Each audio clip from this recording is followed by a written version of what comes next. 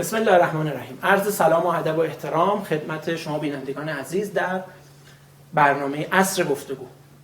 در ادامه سلسله گفتگوهایی که حول مسائل مختلف اجتماعی، سیاسی، اقتصادی و فرهنگی با صاحب نظران، اهالی قلم و رسانه داشتیم، امروز باعث افتخار هست که در خدمت آقای دکتر مصطفی کباکبیان، دبیر کل حزب مردم سالاری و مدیر مسئول همین روزنامه و از نمایندگان ادوار مجلس شورای اسلامی در حوزه‌های انتخابی سمنان و تهران هستیم.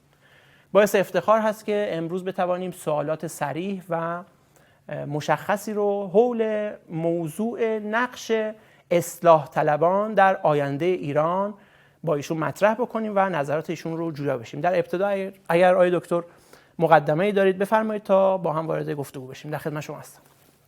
بسم الله الرحمن الرحیم. بنده هم سلام و عرض ادب دارم خدمت همه مخاطبان گرامی و خیلی خوشحال هستم که بالاخره عصر گفتگو در استان سمنان داره منشأ خیر میشه و زمینه ایجاد میکنه که بالاخره به صورت همین برنامه تلویزیونی و گفتگوی تصویری مردم در جریان موقع قرار بگیرن. من میخوام با یه شعری، اونم به زبان سمنانی، عرض شود که این گفتگو رو آغاز کنیم. در آستانه نیمه شعبان هستیم، اعیاد شعبانیه رو پشت سر گذاشتیم. یا عمری تسنگی سینه ساچن، تخوری هی انونی را باچن. عزیز آخر مپینر گردن و دین، که دنیا هاد چند دنیا تا چند. که حالا دیگه اهالی خطه سمنان میدونن و حالا ترجمهش هم مشخصه که میگه یه عمری آقای مومن زمان سنگ تو رو به سینه زدیم، خوبیای تو رو دائما برای دیگران تعریف کردیم. از تو میخواییم که از ما روگردان نباش، و چرا که ما همه دنیا رو دادیم برای اینکه تو رو به دست بیاریم. لذا ما امیدواریم که خداوند سبحان هرچه سریعتر در فرج اون حضرت تعجیل بفرماد و در زمان حیات خودمون بتونیم در رکاب اون حضرت قرار بگیریم. آقای دکتر ممنونم. من هم متقابلا تبریک عرض میکنم اعیاد شعبانیه رو، همینطور پیشاپیش در واقع میلاد با سعادت آقای امام زمان رو خدمت شما و بینندگان عزیزم. آقای دکتر اگر اجازه بفرمایید بریم وارد محور بحث بشیم، نقش اصلاح طلبان در آینده ایران. من با این پرسش ابتدا در واقع شروع بکنم گفتگو رو. گفته میشه که شما با توجه به اینکه از تریبون‌های مختلف دارید مباحث تند و تیزی رو نسبت به در واقع هم نوع حکمرانی در کشور و هم نوع سیاست‌گذاری در کشور مطرح میکنید، شما سوپاپ اطمینان نظام هستید. این تعبیر رو شما اساساً قبول دارید؟ چرا اصلا این تعبیر مطرح میشه در مورد جناب عالی؟ من خودم هم یه جایی این بحث رو مطرح کردم. ببینید ما الان 7-8 سال داریم از بازنگری قانون اساسی صحبت میکنیم. حتی بنده شاید 8-9 تا کلاب هاوس برگزار کردم. بله. و مثلا در آخرین کلاب هاوس نزدیک 12,000 نفر شرکت کرده بودن. محور بحث هم همین ضرورت بازنگری قانون اساسی است که بر اساس اصل 177 قانون اساسی موجود این اجازه داده شده که این بازنگری صورت بگیره. تا خب دو گروه به شدت مخالفن. یک سری کسایی که بالاخره حافظان وضع موجود هم میگن چه اشکالی داره، همه چی الحمدلله گل و بلبل و همه چی سر جای خودشه و نباید این حرفا رو بزنیم. و اینایی که این حرفا رو میزنن مثلا وابسته به خارجند و نمیدونم عامل دشمن خارجی هم یک سری هم اپوزیسیون نظام و بالاخره کسایی که دنبال براندازی نظام هستن، اونها هم بگن آقا اینا میخوان با این به اصطلاح خودشون ملکشی ها و این کارا این نظام باقی بمونه و دنبال استمرار نظام و بقای نظام هستن و لذا این کلمه سوپاپ اطمینان اونا به کار میگیرن که اینایی که دم از اسلام میزنن که مثلا قانون اساسی اینجوری بشه اینا میخوان نظام بمونه. نه، باید همین وضعیت باشه، هرچه زودتر مثلا زمینه فروپاشی یا براندازی برای این نظام پیش بیاد. لذا این رو میگن، ولی خب ما که خودمون میفهمیم چه کاری هستیم. ما معتقدیم که اگر قرار بود که خدای نکرده حرف غیر صادقانه‌ای برای مردم بزنیم، شاید کواکبیانی که الان پیش شما هست ما نبودیم. ما صادقانه شفاف تو مجلس هم که چند دوره بودیم، اصلا محور این که بحث‌های شفافی باید مطرح بشه، بنده سردمداری میکردم، امضا جمع میکردیم که بحث شفافیت باشه. لذا ما خیلی علنی و رک و سریع خدمتتون میگیم طرفدار نظام هستیم و میگیم نظام باید اسلام بشه. اینجوری نیست که این نظام... پس این اراده شما برای بازنگری در قانون اساسی رو ناقض این گفته که میگم به شما سوپاپ بله میگم اونا میگن نباید این کار بشه چون باید این نظام همینجوری زودتر از بین بره. ما میگیم شما بی جهت میگید، این نظام خیلی بالاخره هزینه ها پشت رفته. بعدم تو تاریخ آقای تبریزیان ما تو کی باید بریم تو یه جایی باز نقطه سر خط چند بار اینه تکرار کنیم؟ بالاخره الان 45 سال حدوداً از انقلاب اسلامی داره میگذره. خب ما یعنی 4-5 سال دیگه یعنی نیم قرن از این انقلاب گذشته، بعد بگیم آقا به درد نمیخوره باز برگردیم نقطه سر خط. نه، خب اگر این هست باید ببینیم گیر و گورا، عیبا، مباحثش چیه، اونا رو حل بکنیم. برای چی میخوایم؟ ما یه تجربه‌ای داریم که اگر بخوایم تصمیم چندین دیگری بار بگیریم تجربه های زیادی ما هزینه‌اش به مراتب بیشتر خواهد. حتما هم اینجوره. اصلا این تعبیری که گفته می شود که بالاخره براندازی نظام نه ممکنه و نه مطلوبه، هر دو قسمتش باید دقت بکنیم. بعضیا میگن نه ممکنش مهمه، بعضیا میگن نه مطلوبش مهمه. ما واقعا معتقدیم نه، هر دوتاش باید توجه بشه و یک جوری بالاخره زمینه اصلاح فراهم بشه. اما اون سوالی که میخواستید بپرسید، اگر من میخوام اینو بگم آقای دکتر، الان بالاخره این گزاره توی ادبیات سیاسی کشور مطرح هستش که بخشی از هواداران جبهه اصلاحات و حالا جبهه اصلاحات به معنای اصلاح طلبان یا اونهایی که در 2 خرداد 76 متولد شدن و حیات سیاسی جدیدی پیدا کردن، بخشی از افکار عمومی و همراهان اجتماعی خودشون از دست دادن. یعنی جامعه اصلاح طلب همراهی نمیکنه با رهبران اصلاح طلب در کشور و این رو تعبیر به این میکنن که اساسا جامعه دیگه از اصلاح طلبان عبور کرده. این رو شما قائل هستید؟ امروز هم من میخوندم که آقای زیبا کلام اخیراً گفته بودن که اصلاح طلبان مثل مداح مراسم کفن و دفن مردگان شدن. این تعبیر اساسا جایگاهی داره؟ حالا اونی که زیبا کلام چی افاضه فرموده خودش بپرسید. البته منظور ایشون این است که بالاخره اصلاح طلبا هستن ولی نقشی ندارن در اداره نظام. همین که تو مراسم دفن و کفن هستن هم بالاخره حالا تعبیر خودشه. ببینید من واقعیت بهتون بگم، یه زمانی میگفتن اصلاح طلب اصولگرا دیگه تموم ماجرا. من فکر میکردم مثلا اپوزیسیون درست کردن، میخوان دو جریانی که از نظام بالاخره حمایت میکنن هر دوتا رو بزنن و ریشه مردمی هم دارن، حالا بزنن. ولی بعدها دیدم بعضی از این تفکراتی که دوستان اصولگرا دارم اونا هم بعدشون نمیاد. یعنی میگن حالا ما که خیلی پایگاهی نداریم دیگه، اکثر مثلا اصولگرا تو همه رده هاش بالا پایین مثلا بین 10 تا 15%.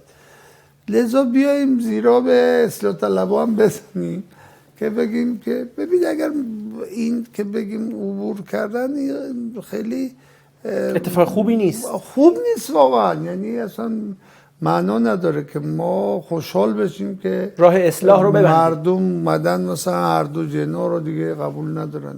اینو میپذیرید که چه این چیزی هست الان؟ بله، متاسفانه این وضعیت وجود داره. مردم یه مقداری قطع امید دارن از وضعیت مجموعه جریانات سیاسی و لیدرهای بالاخره سیاستمدار، حالا چپ باشه، راست باشه، اصلاح طلب باشه، اصولگرا باشه.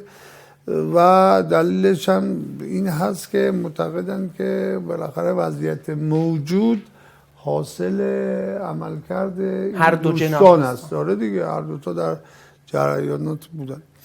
البته بنده که خدا رو شکر میکنم به هر دلیلی، بنده همیشه در مناصب انتخاباتی بودم. بله. یعنی هیچ وقت مثلا کسی حکم نداده که مثلا شما رئیس فلان اداره، معاون وزارت فلان، نبودم. دنبالش هم نبوده؟ خودم هم دنبال نبودم و بیشتر بحث مردم رو داشتم که اگر جایی خواستیم شرکت کردیم، مردم ما رو انتخاب کردن و شاید از معدود نمایندگان مجلس بودم که تجربه کردم هم حوزه انتخابی شهرستانی بودن رو و هم نماینده تهران پایتخت بودن رو.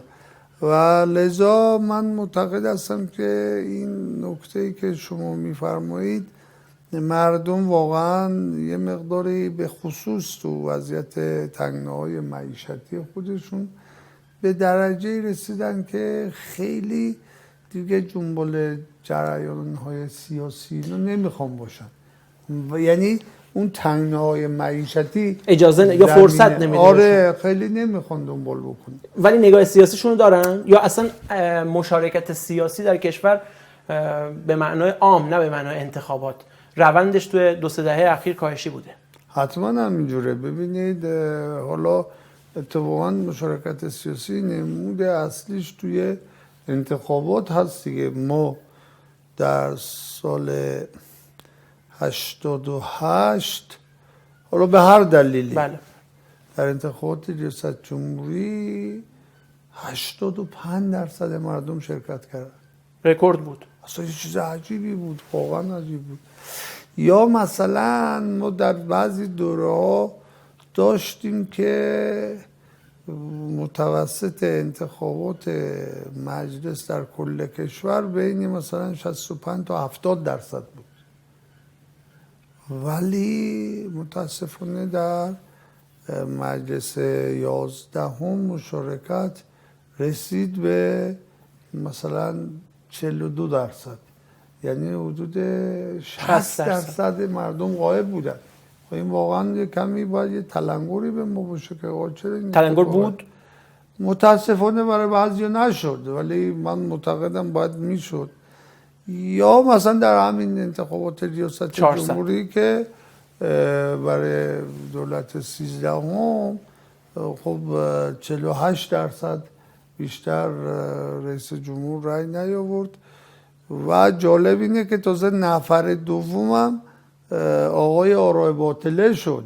یعنی اینم خود تحلیل داره که 2,500,000 اومدن رای باطله دادن. چرا باید این وضعیت باشه؟ لذا من تحلیل خودتون چیه از آرای باطله؟ من معتقدم که یعنی نمیخواستن به اصطلاح به یک کاندیدی که اون فرست شده بود رای بدن به هر دلیلی، و از اون طرف هم نمیخواستن رای ندن، نمیخواستن هم مشارکت نکنن. حالا یه تعبیری ما داریم آرای خاکستری، مثلا بالاخره به هر دلیلی میخواد بره شرکت کنه، شناسنامه‌اش یه موری بخوره و حضور داشته باشه، ولی نمیخواد دیگه چیز کنه. من معتقد هستم که این تلنگر متاسفانه نشد و الان هم من البته امیدوارم در این انتخابات پیش روی 11 اسفند درصد مشارکتم بالاتر بره. چقدر میبینید الان؟ من امیدوارم، ولی میگم بهتر از 4 سال پیش نشده. چه عواملی میتونه کمک کنه تو این 1-2 هفته آینده؟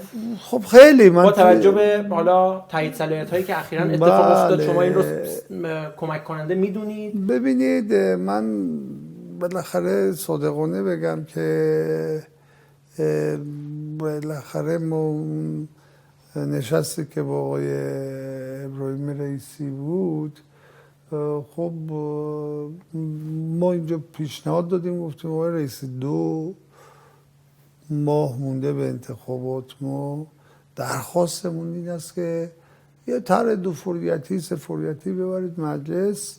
آخر ما چند دوره مجلس بود دیگه، اونجا مسبب بکنید که حتما اونایی که ندرسیدن اون 16 مرداد ثبت نام بکنن 7 ماه پیش، باز بتونن ثبت نام بکنن، بذار مشارکت چیز بشه. که وزیر کشور برگشت گفت که آقا دیگه دیر شده بود نمیشه و فلان. گفتم آقای وزیر کشور خود شما گفتید که ما 1/3 افرادی که داشتیم بررسی می‌کردیم نرسیدیم بهشون و من اونجا به شما گفتم آقا این چه حرفیه، این حق و نصف است، این وسط چی میشه اینو؟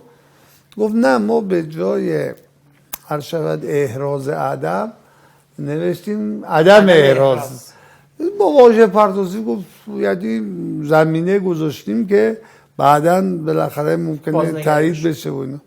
ولی من اتفاق مثبتی دیدید توی هفته‌های گذشته؟ بهتون بگم خیلی تفاوت اساسی واقعا پیش نیومده. دقت میکنید در کل کشور بله یه سری برگشتن، الان هم آمار میدم برای هر کرسی اینقدر نمیدونم گزینه وجود داره. ببینید واقعیت فراموش نکنید تو بعضی از حوزه‌های انتخابی نفر خیلی مهمه. من گاهی مثال حالا شما فامیلیتون تبریزیه ولی آقای پزشکیان زدم از تبریز که آقای پزشکیان حقیقتا حزب خاصی نیست ولی خودش یه آرایی داره، در یه پایگاه اجتماعی داره. خب اینه شما رد بکنید طرفداراش نمیان دیگه، بعضی جا واقعا اینجوریه و لذا متاسفانه نشد. البته الان دیگه خیلی دیر شده. به هر حال میخوام بگم یعنی ما ضربه اساسی رو از همون قانون اصلی مجلس 11 خوردیم که اومدن و 7 ماه قبلش گفتن هر کی تا 16 ثبت نام نکرد اصلا دیگه خداحافظ شد. آقای دکتر غرضی تو کار بود شما میگید یا نه؟ به نظر من یه تفکری بعد بیدانش اینه، یه تفکری پشت این قصه بود که هرچه مشارکت حداقلی‌تر بشود بهتره، چون مزه کرده بود تو دهنشون، خیلی مشارکت بالا فایده نداره حداقل باشه. اما خوشبینانش هم این است که اینها تصور میکردن که با این اقدام مثلا میخوان خیلی بررسی ها و یه دقیقی فرصت داشته باشن انجام بدن. اینا دیدیم هیچ چیز خاصی نیست. اون 5 تا مرکز استعلامی همون روزای اول نتایج خودشونو میگفتن دیگه، بقیه‌اش دیگه چه و بقیه‌اش انتقام به ضرر کاندیدا هاست. من جالبه براتون بگم یکی از دوستای ما نمیدونم چند نفر خانواده شهید، خودش بیت رهبری بود، نمیدونم چه کارهایی بعد این بنده خدا رو بالاخره مرحله اول تایید کردن، یعنی اون مراکز پنجگانه هیچ مدرکی نداشتن اینا، بعدا یه دفعه تو مرحله بالاتر ردش کردن. بعد من پیگیری کردم و تو رد کردم، گفت که بله رقیب من رفته 400 صفحه گزارش مردمی جمع کرده. عجب. گزارش مردمی چه سندیتی؟ اصلا من واقعا یعنی من معتقدم اگر نیروی انتظامی، ثبت احوال، دادستانی، وزارت اطلاعات و حالا حفاظت اطلاعات سپاه، این 5 تا مرکز گفته آقای تبریزیان پروندهش سفیده، ها تمومش بکنید دیگه. یعنی چه این مراکز میخوان ببینن این جاسوس نیست، این مواد مخدری نیست، این نمیدونم بالاخره مشخص باشه اون مراجع. اونا اگه گفتن این آقا هیچ مشکلی نداره دیگه بقیه‌اش برای چیه؟ بابا باید مردم با یه انگیزه بیاد. لذا من معتقدم که متاسفانه تو اون حالت خوشبینانش هم به نتیجه نرسیدن. یعنی بیان بگن آقا ما ممکنه یه کسی حقش مثلا ضایع شده باشه، ما در طول بررسی های خیلی وسیع میخوایم به حقش برسیم. در حالی که درست برعکسه. تازه گزارش مردمی در کار میاد، تازه برای هم دیگه بزنن پیش میاد. لذا متاسفانه بالاخره این وضعیت پیش اومد. آقای دکتر الان وضع موجود رو خب توصیف کردیم، روند مشارکت سیاسی و مدنی مردم رو هم گفتید که نزولیه، یعنی با مجموعه عواملی که ذکر کردید. در چنین شرایطی با شرایط موجود اصلاح طلبان چطور میتونن نقش ایفا کنن در آینده ایران؟ یعنی انزوا رو در پیش خواهند گرفت. خب ما اخیراً بیانیه 110 فعال اصلاح طلب رو داشتیم که گفتم ما اقلیت قوی رو در مجلس آینده تشکیل بدیم. شما این رو چطور ارزیابی می‌کنید؟ البته اون دوستان روزنه گشا به اصطلاح به منم پیشنهاد دادن، خب من امضا نکردم. دلیلش هم این بود که من گفتم که با این کار پیش نمیره. حالا اون دوستانم نه اینکه دلایلی داشتن بعدی داشته باشم. من البته یه جایی برگشتم گفتم که تو کنگره حزبیمون بود، گفتن اون جریان مقابل سوء استفاده نکنه که این یک نه بزرگ بود به آقای خاتمی و فلان. نه، اینا هم یه نظری داشتن. چرا اساسا این شایبه ممکن بود ایجاد بشه که نه بزرگ هست؟ خب اونا گفتن که مثلا دیدگاه آقای خاتمی اینا این هست که دیگه ضرورتی برای مثلا فعال شدن و لیست دادن و صراحتاً چیزی گفته؟ نه، ولی اینا استنباطشون این بود و بعضی روزنامه ها تیتر زد که نه به نمیدونم اصلاحات، نمیدونم درود بر چیه، چیزی عجیب غریب زد.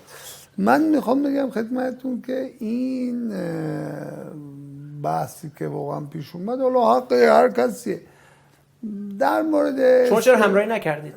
عرض میکنم ما بحثمون این نبود که این کارا فایده ای داره، چون عمدتا اینا برای تهران میخواستن. ما از اول گفتیم تهران لیست نداریم. چرا؟ چون واقعیتش با ذره‌بینم میگشتیم آدم پیدا نمی‌کردیم. اگر آدم پیدا می‌کردید شما میزان مشارکت رو مؤثر در اون یه بحث خودتون، یعنی ناظر بر این موضوع نبود؟ نه، اون یه بحث دیگریه که شما حتی اگه کاندیدا هم داشته باشید وقتی مردم نیان فایده نداره که. این دلیل اصلی عدم حضور جدی اصلاحات در تهران نیست؟ نه، هر دو تا که احساس میکنه اگرم لیستی بده نه اساسا امکان پیروزی نداره. همونطور که مثلا نوبخت حوزه انتخابی خودش رو منتقل میکنه از تهران به رشت. حالا آقای نوبخت که جزء اعتدال و توسعه اساسا ما او رو اصلاح طلب حساب نمی‌کنیم. بالاخره قرابت بیشتری با نه باشه. ببینید اینها خودشون معتقدن که ما اعتدال و توسعه فرق میکنیم با اصلاح طلبها. نه، بحث ما در مورد اصلاح طلبها دو تا بحثه. یکی این که نفری داشته باشن از حزب خودشون، از جریان شناخته شده خودشون. واقعا ما نداشتیم تو تهران، تعارف نداریم. اگر می داشتید این یه بحث بود. دومین بحث این بود که مردم رو باید بیاییم تشویق بکنیم که بیان. واقعا با تشویق مثلا امثال بنده مردم یه دفعه موج ایجاد میشه در تهران میان. هر دوتا بود، ولی عمدتاً واقعا در تهران بحث اولی بود که ما گفتم با ذره‌بینم پیدا نکردیم واقعا. و من توی کنگره هم گفتم مثلا 7-8-10 نفر از اعضای اصلی شورای مرکزی حزب ما رو رد کردم. خب چند نفر ثبت نام کرده بودن؟ تو از حزب خودتون تو کل کشور من گفتم 25 تا ثبت نام داشتیم که فقط 5 نفر تایید شدن در کل کشور. و جالب اینه که تا آخر خودتون ممیزی کرده بودید قبلش؟ بله که مثلا اینا امکان سنجی کرده بودید که ممکنه تایید بشن یا نه اصلا بدون اینکه که رد بشه. اصل بر بقای صلاحیت دیگه. طرف قبلا که تایید صلاحیت شده چرا باید رد بشه مثلا؟ و اینا جالبه براتون بگم که هیچ اتفاقی هم نیفتاد. حتی بعد از اون چیزی هم که ما گفتیم فقط 5 نفر گفتیم مثلا شاید دل یک کسی بسوزه بگن شاید گفته همین 5 تا هم زیاده. آره اصلا تایید نکردن. حالا من واقعا معتقد هستم که در بحثی که شما مطرح کردید ببینید یک بحث. حالا این نکته رو بفرمایید. بحث نوبخت برای من هنوز ابهامش مونده. البته من حالا چون شما تجربه بالاخره حمایت از آقای روحانی رو دارید سال 92. خب باشه. حالا اول دومی رو بگم یا دوم اولی رو بگم؟ نه ببینید ما ناچار بودیم که از آقای روحانی حمایت کنیم توی بحث. خب چرا امسال ناچار نمی‌شدید؟ خب نه، چه اتفاقی افتاده نه که اتفاقا تمایز پررنگ‌تر شده؟ ببینید ما در بحث همه اصلا به اصطلاح انتخابات دولت 13 خب بنده رسما کاندیدای جبهه اصلاحات بودم برای ریاست جمهوری. جالب اینه که بنده و آقای پزشکیان 2 نفری بودیم که با ابلاغیه شورای نگهبان پروندهمون کنار گذاشته بودن که بررسی کنن. بقیه هر کسی یه چیزی میگفتن، حالا بالاخره به دلایلی، ولی برای ما همین 2 نفرم هیچ کنون تایید نشدیم و یک دفعه دیدیم مثلا برادر عزیز آقای زاکانی مثلا تایید میشه، ما تایید نمیشه. هیچ دلیلی نداشت واقعا. ولی خب دیگه من بارا گفتم حتی آقای میرعلی زاده، حتی آقای همتی کاندیدای جبهه اصلاحات نبودن که. لذا باید این تفکیک قائل بشیم. ما در اون زمانی که سال مثلا 92 بود ما واقعیتش، حالا ما که میگم خود شما نظرتون چی بود؟ بدون چی بود قبل از این؟ من اتفاقا تنها حزبی بودیم که زودتر از جبهه اصلاحات به نفع آقای حسن روحانی اقدام کردیم، حالا به دلیل رفاقت و همشهری بود، این چیزا هم بود، اما چاره دیگه غیر از این نداشتیم، کسی نداشتیم که. یعنی ما در عرصه انتخابات من میخوام آقای دکتر امروز اگر مثلا آقای دکتر نوبخت تو تهران نامزد میشد شما ازش چون چاره ای نداشتید ممکن بود حمایت بکنید یا نه؟ نه ببینید حالا هنوزم تهران بحث هست که قرار است که یه لیستی شکل بگیره از اصولگرایان معتدل و بخشی از اصلاح طلبان. ممکنه که از لیست آقای مطهری حمایت بکنید شما؟ نه خب ما اگه می‌خواستیم حمایت کنیم خودمون لیست می‌دادیم، مگه چه کاری بود که ما بگیم نه. من عرضم این است که در یه شرایطی ما اومدیم از آقای روحانی حمایت کردیم که گزینه بهتر از ایشون رو نداشتیم. ما شکی نیست که بارها من گفتم چندین شهر من برای آقای حسن روحانی من رفتم سخنرانی تو همه ایام. بله چندین شهر در همین مرحله اول مرحله دوم، اما از باب این که ما نداشتیم نیرو و واسه حمایت میکردیم چون چیزی هستن برای ما باقی نمون. لذا من یک بحث کلی بگم. اصلاحات و اصلاح طلبان جزء یک امور و بحث لازم برای کشور هست، یعنی شک شما نکنید. حالا ما بگیم مثلا بازنگری قانون اساسی این بخشی پس اصلاح دیگه. اگر یک اصولگرا بدون جریان اصلاح طلبی پیش بره در اصولگراییش هم من شک دارم و یک اصلاح طلب بدون یک اصولی بخواد اصلاحات ایجاد بکنه در اصلاح طلبیش هم اصلا این تفکیک که تو عالم معنا واقعیت نداره. حالا تو جبهه بندی حزب و تشکیلات الان میگن مثلا تهران 1300 نفر کاندیدا تو اصولگراها دارن که گیر کردن و گزینش گذاشتن، مصاحبه گذاشتن، هیئت منتخب گذاشتن. البته پشت پرده دوستان پدرخوانده عزیز خودشون لیست میبندن. یعنی فرآیندهایی که اصولگرایان دارن رو خیلی جدی میدونی؟ نیستی که اونا خودشون تو اصلاحات هم اینجور بوده دکتر؟ وضعیت وجود داره؟ بله گاهی ما تو انتخابات 94 لیست امید بله ما به خاطر هماهنگی‌هایی که آقای همین علی آقای لاریجانی با آقای حسن روحانی و دوستان دیگه دیگه کی بود؟ والا با پشت پرده 5 نفر آوردن به لیست ما اضافه کردن که اصلا مال ما نبودن که. یکیشون هم هموسنی ما آقا کاظم جلالی بود، اون اصلا تو لیست ما نبود. همون ماجرا باعث نشد سرمایه اجتماعی اصلاحات تاثیر داره. من اصلا میگم آقا اساسا مجلس یا ریاست جمهوری باید بره رو بحث نظام انتخابات حزبی.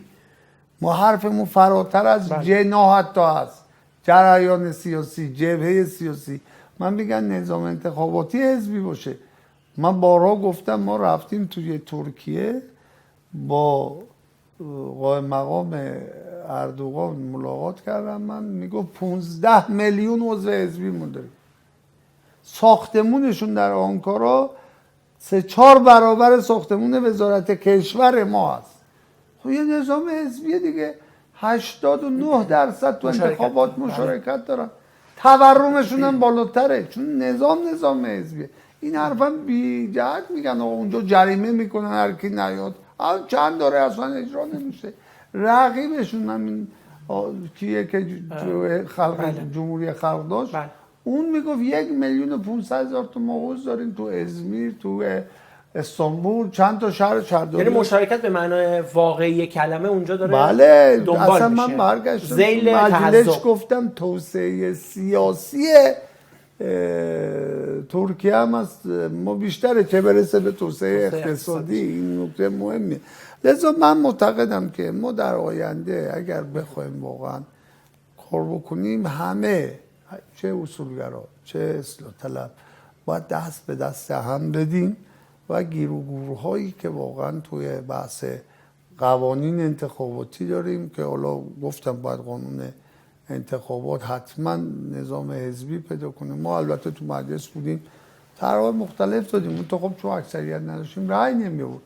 همین طرح تناسبی شدن انتخابات همون موقع هم مطرح بود، یا حتی لیست انتخاباتی حتما باید 1/6 خانوما تشکیل بدن، اون موقع مطرح بود، تو هیچ کدوم رأی نمی‌آورد. و لذا اگر ما بخوایم واقعا بحثی داشته باشیم در آینده، من عرض میکنم که از سرمایه‌های اجتماعی همه باید استفاده بشه. یعنی ظرفیت رو اصلاح طلبان فعلی دارند که در آینده نقش آفرین باشن؟ حتما اگر نظام بخواد این ظرفیت رو استفاده بکنه. مهم اینه، ببینید من بارها گفتم که ما در کشور یه زمانی میگفتن نمیدونم 200 تا، بعد دیگه کم شد 130 تا، الان میگن آخرین آمار 80 تا حزب داریم که حالا من چون قانع اعضابم هستم عرض میکنم. خب این 80 تا حزب میخوان برای چی؟ کجای عالم 80 تا حزب دارن؟ خب بیایم در هر 5-6 تا حزب خلاص چند نفر عضو دارن این 80 تا؟ آفرین. مجموع اعضاشون چقدره؟ اون 15 میلیونی که گفتم یه دونه حزب چیز، من اینجا صادقانه بگم مجموعه اعضای حزبی خیلی بالا پایین هم بره رسما تو چیزا به 1 میلیون نفر نمیرسه عضو حزبی. چرا؟ یک بخشش این است که تشکیلات حکومتی اجازه نمیده خیلی اینا رشد پیدا کنن. بیرو در واسی مثلا ما میخواییم فرض کنیم اصل 27 قانون اساسی چه میدونم بحث تجمع اجتماعات داشته باشه، 10 جور تا حالا من شفاهی گفتم، کتبی نوشتم، حضوری گفتم، همه تو یه مقاطعی حتی مثلا پیش بینی مکان اجتماع انجام دادم، ولی نهایتا آخر سری به خواهش تمنا ول کن آقای کماکلیون چه کاریه و حتی تو بحثا مشخص شده دستورالعمل که شاک داده، یعنی شورای امنیت کشور داده که تمام تعهداتی که مثلا ما توش نمیدونم شعارهای ناهنجار نمیدونم تامین امنیت جایی ارشد هم نزنیم، همه اینا تامین امنیت اتفاقا به دوسته وزارت کشوره در اون دستورالعمل. یعنی ما یه سلسله چیزا رو باید رعایت کنیم، وزارت کشور باید یه چیزای دیگه رعایت کنیم، منتها اجرا نشده. تو از یه حزب چه توقعی داره که یه اجتماع نمیتونه تشکیل بده یا اصطلاح میتینگ؟ آره به هر دلیلی نمیتونه یه همایش سیاسی داشته باشه و بعضی مواقع واقعا تو تهران حالا ما بالاخره میریم جایی میگیریم اینا میخوام همین رو بگم اینطور هم نیست که نتونید میتینگ برگزار بکنید، یعنی بالاخره خودتون الان کنگره داشته اخیر. نه اون میتینگ اسمش نیست که، اون که شما مسقف زیر یه جایی بیایید، اون که اماکن اجازه میده اداره اماکن. نه میتینگ یعنی توی خیابون یه جای اجتماع روباز، یعنی یه جایی شما بخواید اون اتفاق نمیفته. البته شما بعضی از نیروهای چی بگن خودسر میگن چی میگن اونا هر وقتی بخون هر جایی بخون ترجمه این اصلا مشکلی ندارن همینطور میان و بدون هیچ حساب و کتاب اینا مشکل اینه که شما بیایید توی ضابطه حالا در حال ما حتی برای واقعا پیدا کردن یه مکان همینی هم که میگید بله که مثلا کجا باشیم 10 جا میگردیم تا یه جا شما مجبور مکانید پس آره بتونید چیز کنید لذا من معتقدم نیاز به اصلاحات و اصلاح طلبها در آینده حتما وجود داره به شرط اینکه حکومت این را بخواد اگر غیر از این باشه من صادقانه میگم که ما نگران آینده هستیم نه به دلیل اینکه مثلا قدرت‌های خارجی بتونن یه کاری کنن به دلیل اینکه خود به خود زمینه فروپاشی و خودبراندازی اصطلاحی که بعضا میگن فراهم میاد یعنی شما تا یه حدی میتونید محدود کنید دکتر شما این اصطلاح خودبراندازی رو قبول دارید؟ ما قبول دارم اگه واقعا اجازه ندیم برای فعالیت ها ما تو اون مسیریم الان من الان میگم که اگر واقعا ما این فرصت رو فراهم نکنیم حالا واقعا الان بعضی از دستاندرکاران میگن نه الحمدلله هیچ مشکلی وجود نداره ولی شما آمارای وضعیت اقتصادی رو ببینید چه مشکلاتی هست بله. یه چیزی خیلی جالب این اخیراً پیش اومده این آخرین جمله من یه سوال میخوام بکنم باشه بله. مثلا نشود که این داستان چی بود کوروش کمپانی بود چی بود کوروش کمپانی آره بله که فروش موبایل داشتن زیر قیمت واقعیش عجیبه براتون بگم 4,000 میلیارد تومان این بشر بالا کشیده این عدد مستنده بله مستنده 4,000 میلیارد تومان خب من الان حرفم اینه که این غیر از این که نظام مقصر باشه ما مردم نباید مقصر بدونیم مردم بدبختان میگن آقا 40 میلیون تومان عرض که گوشی اول خب بریم بگیریم ممکنه مثلا 100 تا هم داده باشه بله. ولی در مجموع ممکنه بدبخت‌ها یه سری سلبریتی هم براشون تبلیغات هم کرده باشن نمیدونستن اما من میگم مقامات مدخلی که در اینجا باید نمیدونستن که یعنی چه این تو خود کشور اروپایی هم این دستگاه همون 40 میلیون تومان تموم میشه این چه جوری شده که 20 میلیون میده نمیتونستن به محض اینکه این شنیدن برن یقش بگیرن که آقا تو چه کار میکنی چرا این کارو کردی برای چیه بدبینانش اینه که بعضی از اینایی که زیر مدخل بودن یه چیزی هم اونا گرفتن بدبینانش اینه دیگه لذا این وضعیت ها خیلی نگران هشدار دهنده است دکتر من یه گزاره‌ای از شما دیدم در مورد ماجرای بنزین و نقش در واقع مجلسی که شما نمایندش بودید مجلس دهم بله. در اون تصمیم در افزایش نرخ بنزین در سال 98 آبان 98 که خب ابعاد گسترده پیدا کرد اون روز رو برای ما یه مقدار باز کنید چی شد مجلس بالاخره رفت واقعیتش خب خیلی ناراحت شدیم که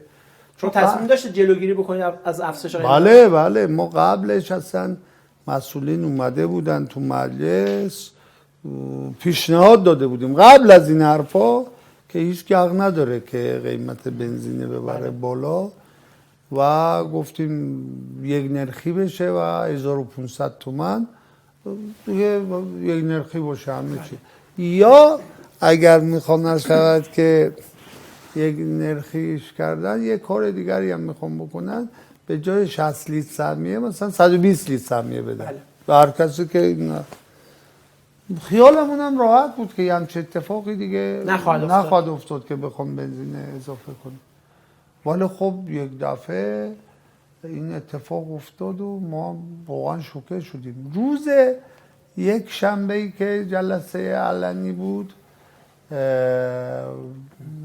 بعد دیدیم که آقای شمخانی تشریف آوردن توی مجلس گفت ایشون برای چی اومده گفتن که بله ایشون میخواد ابلاغیه بالاخره تصمیم سران سه قوه که تو شورای عالی امنیت ملی اتخاذ شده رو به مجلس داشته باشه چه تصمیم دیدیم که گفت آره این تصمیم که دیروز اجرا شد و اینجوری درگیری پیش اومد و اینا مربوط به تصمیم سران سه قوه هست و این تصمیم هم رفته تو شورای عالی امنیت ملی مسبب شده. طبق اصل 176 قانون اساسی هم کلیه مسببات شورای عالی امنیت ملی پس از تایید مقام رهبری اجرا میشه. بله لازم الاجلاس. بله مفهوم این صحبت یعنی که ما عملا هیچ کار نمیتونستیم بکنیم. چرا؟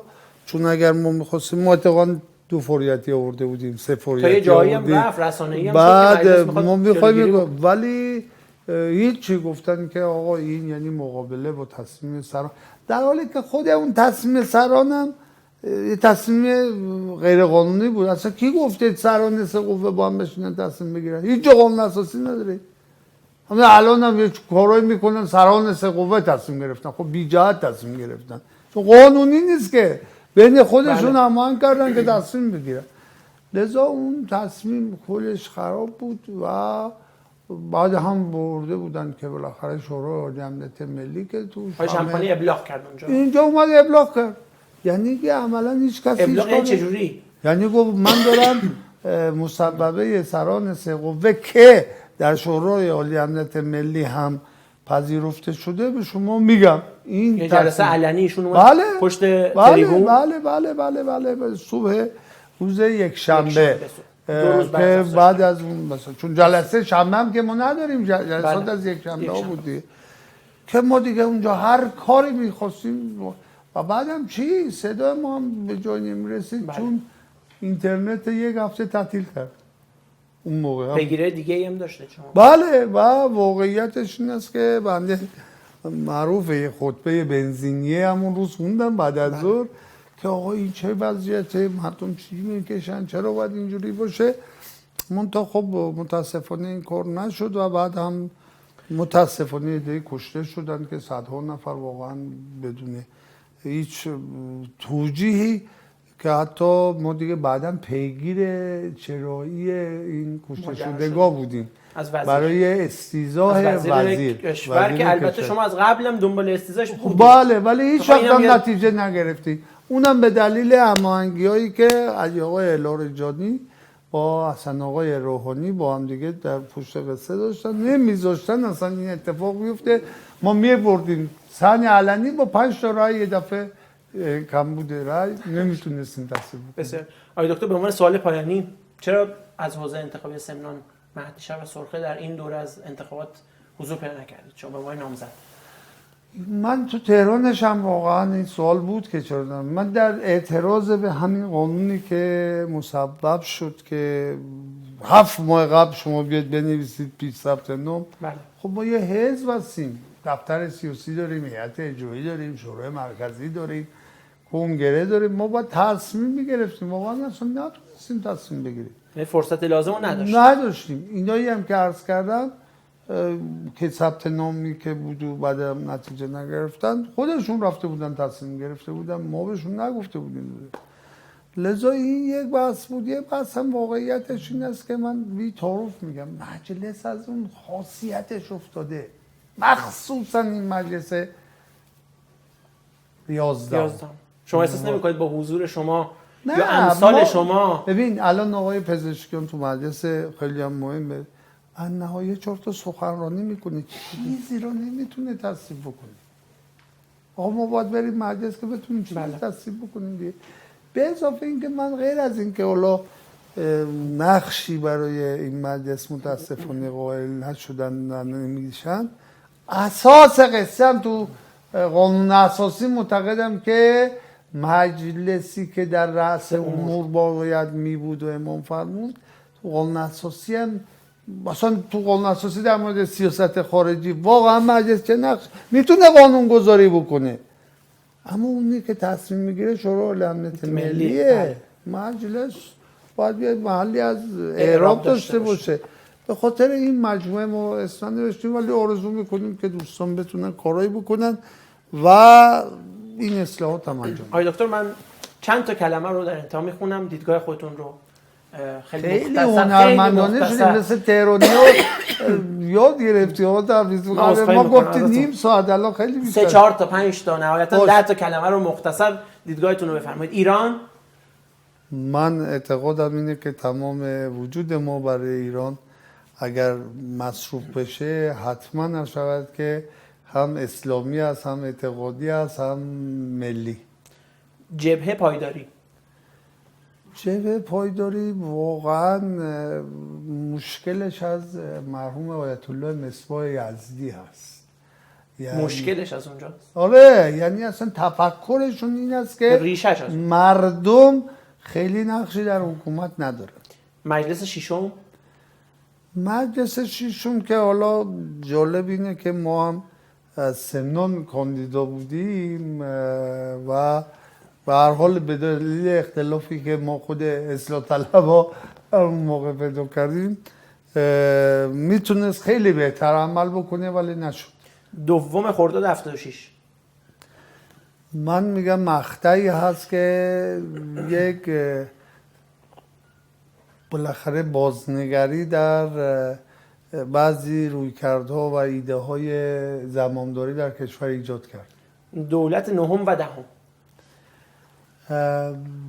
حقیقتا محمود آقای احمدی نژاد الان هم یک امرایی براش مشتبه هست. خیلی بالاخره چجوری بگم زمان را از دست دادیم با این دو دولت. نصرالله معین. نصرالله معین در این بحث نقشی داره میگه. خواننده است. اصلاش که من دیدم همش سیاسی ها رو میگید ولی من معتقد هستم که این آقای وزیر ارشاد ما خیلی خوشخیاله. این آقا رو فکر میکنه که پا میشه مثلا بیاد برای ما اینجا کنسرت اجرا بکنه. نظر خودتون چیه؟ اصلا با خیال وزیر ارشاد ما کاری نداریم. نظر خودتون چیه در مورد آقای نصرالله معین خواننده؟ بله، هر کسی که مرتکب قتلی نشده، جنایتی نکرده، چرا بره خارج بخونه بیاد داخل، ولی نمیان اینا. بی خودی وقت خودمون رو تلف نکنیم. آب خزر. این هم یکی از بحثایی است که نمایندگان مثلا شمال اشتباه میکنن. واقعا فکر میکنن که ما میخوایم هر شود که آب خزر را حق اونا رو بگیریم. نه بابا، الان یه بحثایی هست از رودخانه ولگا گرفته، از این بحثایی که نمیدونم قزاقستانش یه جوری، ترکمنستانش یه جوری، بحثای مختلفی است و من معتقدم که ما اصلا برای شرب مردم مشکل داریم. حالا بحث زراعی و کشاورزی و صنعت بماند و اصلا بهتره. جالبه بگم که اصلا خود اهالی مازندران که قدمشون بالا چشمه مردمان استان سمنان هست، آب شرب همینا رو تامین کنید، ما بیشتر هم نمیخوایم. چرا واقعا یک چیزی فکر میکنن که برای رأی گرفتن و برای چیزی حرفای عجیب غریبی میزنن؟ من معتقدم که مسئولین استان سمنان خیلی هر شود که هم تو بحث دراز مدت که انتقال آب دریا خزر باشه، هم در بحث میان مدت که بحث سد فینس باشه بله. و هم در بحث کوتاه مدت که بالاخره جمع‌آوری آب‌های سطحی و بالاخره نظام ساماندهی اینا باشه، بهتر از این باید عمل کنن که ما در آینده مشکل نداشته. شهید محمد کواکبیان. من خدمتتون بگم که در اول آبان 1359 ایشون تشییع جنازه شد در سمنان و یعنی چی؟ یعنی درست 1-2 ماه بعد از جنگ. یک ماه 31 شهریور که شد 31 مهر هیچی اول آبان، یعنی دقیقا 1 ماه جزو شهدایی بود که بالاخره رده های اول بالاخره شهدای سمنان بود. و حالا صرفا جهت اطلاع بگم من قبل از او رفته بودم جبهه و ایشون در مازندران بود.